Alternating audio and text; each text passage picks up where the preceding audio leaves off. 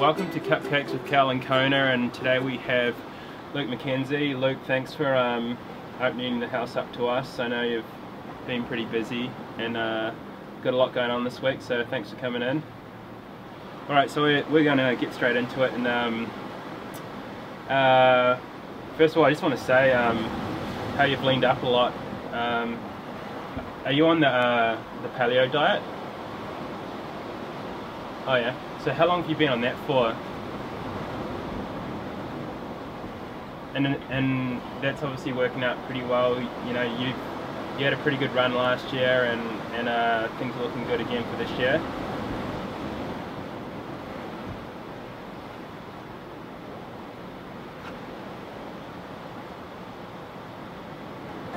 Luke, so I'm gonna need a little bit more feedback to make this interview work. Winnie, what are you doing? I told you, you're not supposed to be eating cupcakes, seriously. You're only 4 months old. Sorry, mate. Sorry I'm running a little bit late, just had some other commitments, you know. No problems. Winnie, what's up? So how's fatherhood been? Mate, it's been great, you know. I've really enjoyed, you know, life since Wynn's come along. You know, it's given me something more to race for now, and you know, it's just so rewarding coming home from training and having, you know, other things in your daily life to focus on rather than just that sort of selfish sort of mentality that you have as an athlete. So do you get out with the stroller a fair bit for your runs and that?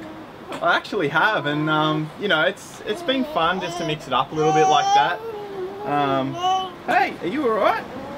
We might need to get security to take this one away. Yeah, we might get Mum to take her away. But so on a scale of Crocs to UGG boots, how comfortable is it running with the stroller? I mean, I have to admit, my sister has been helping us with looking after Wynn a lot. You know, obviously Beth's gotten back into racing, and I've been training with this, and Jackie's probably been running 10 to 12k a day with the stroller. So I'm pretty impressed by my sister's efforts, actually. Yeah, right. Alright, so a little bit of trivia here. What do the following men have in common? Scott, Tinley, Allen, Welch, Hellriegel, DeBoom, McCormick, Alexander and Jacobs. Well, I do believe they've all finished second here before they actually won the event. So I think they all have that common denominator. Yeah. I definitely think Mark Allen and Dave Scott were the pioneers of wearing the running attire for the race, and then we transitioned into Welshie and Hellriegel in the Budgie Smugglers. That was a good period. And so where did you finish last year? I finished second. So you sort of see where this could be going potentially. It's the age of the aero suit. But let's get back to the racing side of things. How's things been leading up and training towards Kona? Yeah, I mean, it's been a bit of a frustrating year, to tell you the truth. You know, obviously I had a great race here last year and really expected things to sort of keep rolling off that, but I've had two very frustrating races in Melbourne and then in Roth. So I think, you know, I'm deep down, I'm really hungry to put a good result on the board. So being back here, I'm excited, but I'm just really hungry too to get things going again, you know. And obviously one of the contentious issues this year was the validation rule that's been spoken about. So basically that's, is it if you get a top 5 or top 10, you've got to race an Ironman to validate to come back and race again here. Yeah. What's your take on that?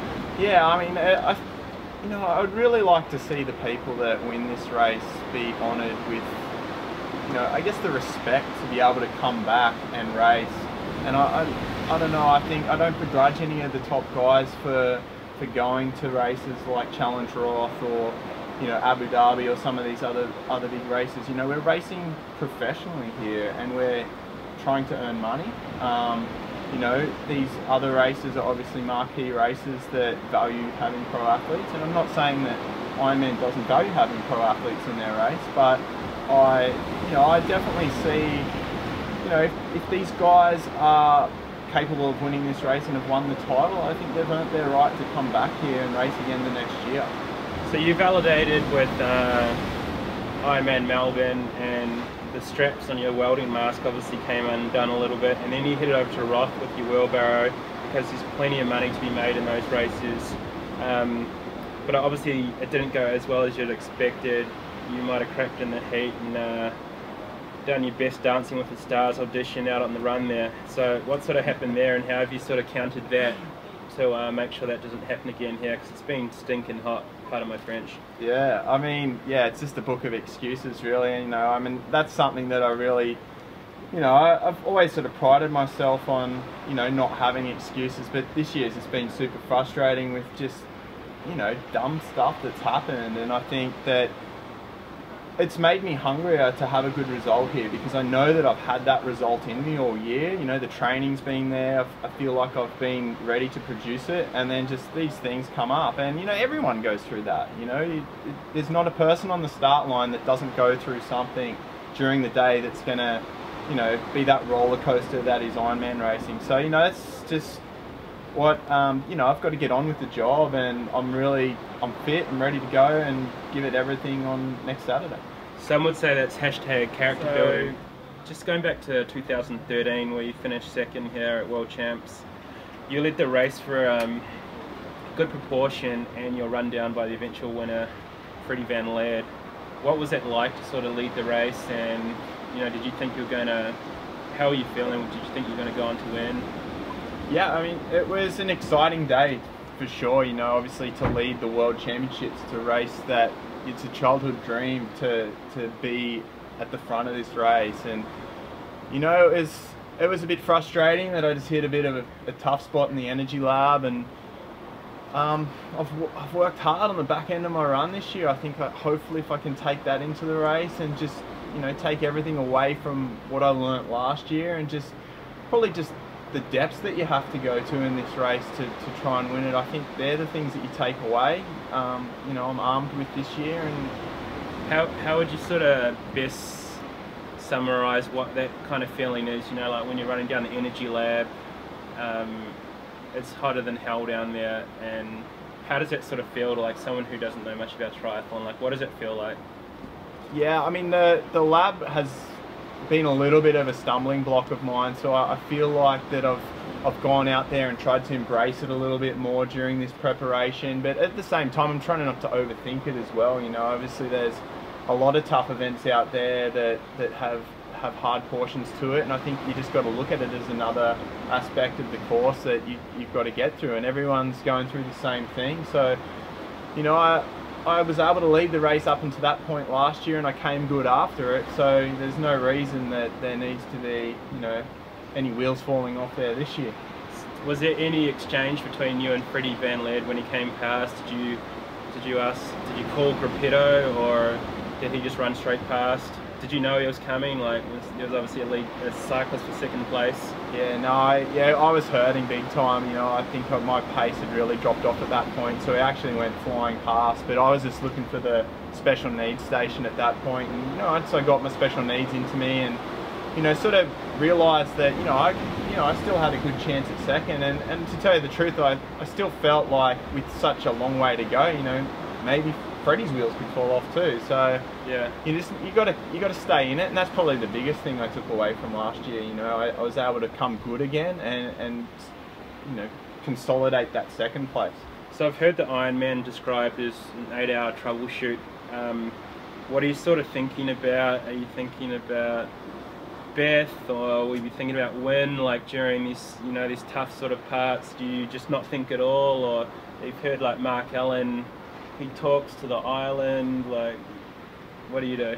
Yeah, it's an interesting question, and I'm not really sure what I think about during races. You know, I think there's so much going on from second to second with, you know, like checking your power and your nutrition and just all that sort of stuff, that it all just seems to go quite quick. And, you know, with the way that the dynamic of this race is with the tactics early on and a lot of guys there, you sort of just find that the race sort of just goes quite quickly. I guess probably from a spectator point of view it's a long day, but when you're actually racing it goes a lot quicker. Okay.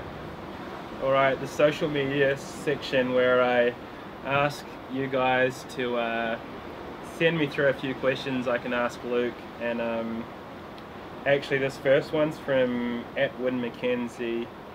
Have you been hooking into my breast milk? Question mark. Awkward. Yeah, a bit low tide on the breast milk the last week. Mum's been away in Malaysia, so... Is that you're after? Could be a little bit of a conflict of interest with the chocolate milk. So you're on the chocolate milk bandwagon, and obviously pretty hard to go wrong with chocolate milk. Tastes pretty good, huh? Well, Crowy's doing it, so you know, that's sort of, you know, the king. He knows all about chocolate milk, and you know, I guess I like it too. Yeah. Right. This next one is actually from the American powerhouse cyclist Andrew Starkowitz. You want to break away on the bike? Question mark. Hashtag let's do it.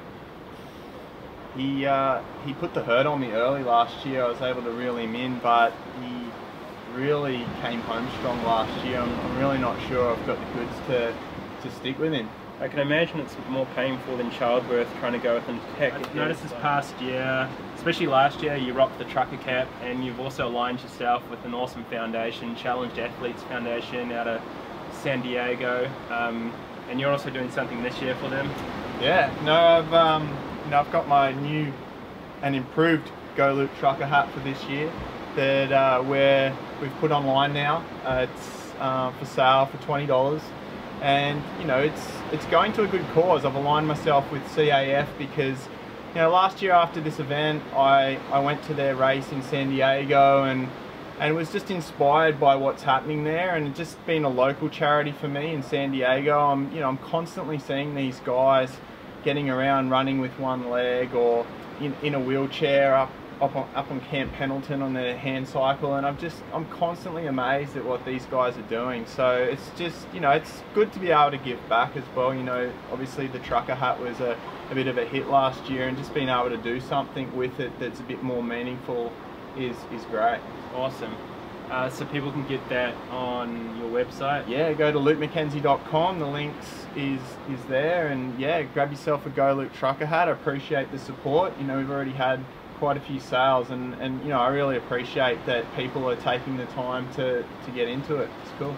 I actually rate the trucker hat look, and I wear it myself a fair bit as my forehead's growing bigger, but it looks stylish. I think you rep it well, and it's evolving the sport, and so is the image. So yeah, so all the best for the rest of the week. I'm guessing you're going to have your feet up for most of the week. Yeah, no, it's good here during taper week. You know, having the island lifestyle. I think it's just easier to sit back and relax and just not get, you know, too caught up in things. So you know, I try and take it easy and just enjoy the week. Right on. Well, you might be able to see behind us the swimming course is already marked out, and Luke can pretty much just jump off the rocks here, and it's not a bad setup at all. So all the best. The Aussies have pretty much got a mortgage on this race, so it'd be awesome to see you guys mix it up again, and good luck, mate. Thanks, mate. Appreciate it. Thanks for coming by. You bet.